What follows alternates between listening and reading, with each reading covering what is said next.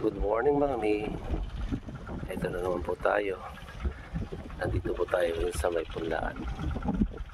Ito po ay ready to transfer na punlaan na sibuyas. Ayan po. Ang ganda. Ayan po, binubunot na po nila ng mga tao na yan. Ayan. Tapos ita-transplant na po yan bukas. Ito po ang itatanim ng sibuyas. Ito po maliliit din po ang sibuyas. Ayan, nilirik po nila. Ganito po ang pagtatanim ng sibuyas. Ayan po sila ang mga tao.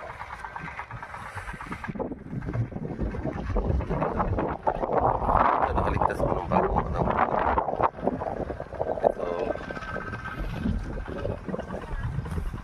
makakalusot ito. Malaking pera po ito pag ito yung mabuhay lang. Wala lang po yan. Ayan. Ayan po. Galing po tayo rito. Lilipat tayo po sa kabila.